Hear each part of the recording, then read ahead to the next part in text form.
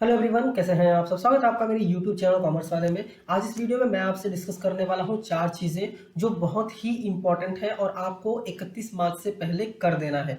अगर आप नहीं करेंगे तो आप बाद में इन चीज़ों को नहीं कर पाएंगे। ठीक है, क्या है वो चीज़ें, इंपॉर्टेंट वीडियो है, डिस्कस करने वाला हूँ इस वीडियो में। मेक श्योर कि आप ये वीडियो अपने दोस्तों के साथ शेयर कीजिए, जिससे उनको भी पता चले कि 31 मार्च से पहले उनको क्या क्या चीज़ें करनी है। ठीक है, तो आइए वीडियो को स्टार्ट करते हैं। तो पहला है फाइलिंग ऑफ अपडेटेड रिटर्न। ठीक है, फाइनेंशियल ईयर 2019-20 या फिर हम कहें असेसमेंट ईयर 2020-21 के लिए आईटीआर यू फाइल करने का जो लास्ट डेट है वो है 31 मार्च 2023। ठीक है, फाइनेंशियल ईयर 19-20 का अगर आप रिटर्न फाइल करना चाहते हैं तो 31 मार्च 2023 लास्ट डेट है, उसके बाद आप फाइल नहीं कर पाएंगे।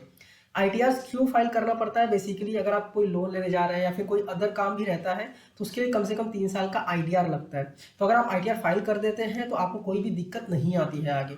ठीक है, तो आपको फाइल करना है तो आप फाइल कर सकते हैं। अगर आपने ऑलरेडी फाइल किया है, अपने इनकम को अपडेट करना चाहते हैं तो भी आप अपडेटेड रिटर्न फाइल कर सकते हैं, और अगर आपने नहीं फाइल किया है, फाइल करना चाहते हैं तो भी फाइल कर सकते हैं। ठीक है, और अगर आप अपडेटेड रिटर्न फाइल करते हैं तो आपको कम से कम 1000 रुपये की लेट फीस भरनी पड़ेगी, उसके बाद ही आप अपडेटेड रिटर्न फाइल कर पाएंगे। तो आई होप आपको ये समझ में आ गया होगा। अपडेटेड रिटर्न अगर आपको फाइल करना है तो कैसे फाइल करना है उसका डेमो आपको मेरे चैनल पे मिल जाएगा। ITR 1 2 3 4 सारे ITR फॉर्म जो होते हैं सबके डेमो अवेलेबल है मेरे चैनल पे।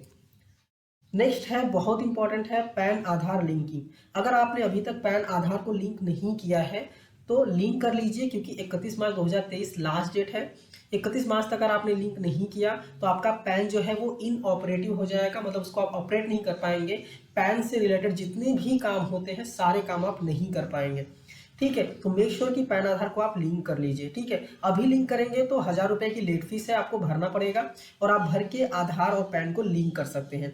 आप एक बार डेफिनेटली ट्राई कीजिए अगर आपने लिंक नहीं किया है तो, क्योंकि अगर आपके पैन और आधार में कोई डिटेल्स मिसमैच है ना, तो पहले आपको पैन या फिर आधार को करेक्ट करना पड़ेगा। ठीक है, करेक्ट करने के बाद ही आपको लिंक करना पड़ेगा, तो फटाफट जाके लिंक कर लीजिए। बट अगर आपने ऑलरेडी लिंक कर लिया है तो डेफिनेटली एक बार स्टेटस चेक कर लीजिएगा कि ऑलरेडी लिंक किया है तो लिंक हुआ है या नहीं। ठीक है, कैसे लिंक करना है, 1000 रुपये कैसे पे करना है, उसका वीडियो भी आपको मेरे चैनल पे मिल जाएगा। मैं डिस्क्रिप्शन में भी दे दूंगा, आई बटन पे भी लिंक कर दूंगा।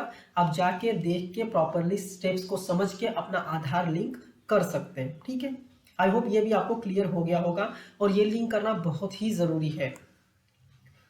थर्ड काम आपको क्या करना है, आपको एडवांस टैक्स का पेमेंट करना है। आपको बेसिकली कैलकुलेट करना है कि फाइनेंशियल ईयर 2022-23 में आपका कितना टैक्स बनता है। अगर आपका टैक्स 10,000 के ऊपर आ रहा है तो आपको एडवांस टैक्स पे करने की लाइबिलिटी आ जाती है।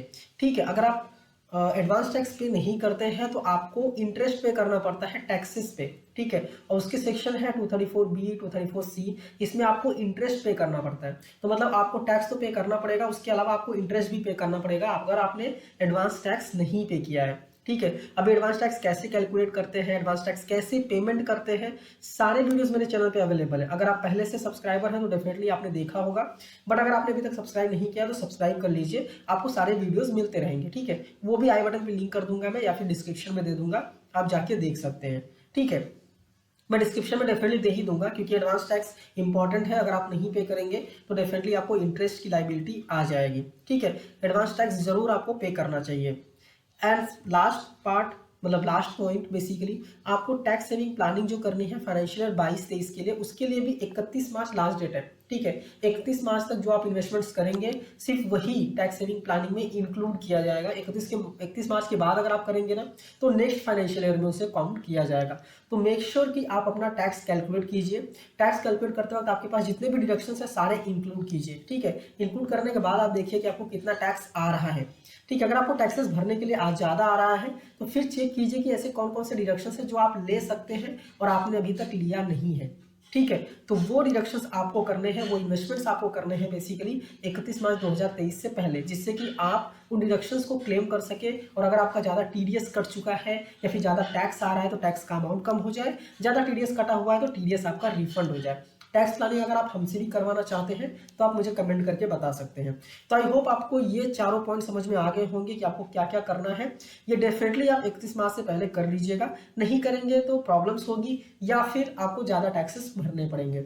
ये वीडियो अच्छी लगी है तो लाइक कीजिए, अपने दोस्तों के साथ भी शेयर कीजिए क्योंकि इंपॉर्टेंट वीडियो है। और अगर आप चैनल पर नए हैं, चैनल को सब्सक्राइब करना मत भूलिए। मैंने जितने भी वीडियोस आपको बताए हैं सारे मैं आई बटन पे भी लिंक कर दूंगा, डिस्क्रिप्शन में भी दे दूंगा, ताकि आप जाके देख सके और अपना काम इजिली कर सके। ठीक है, thank you for watching and all the best.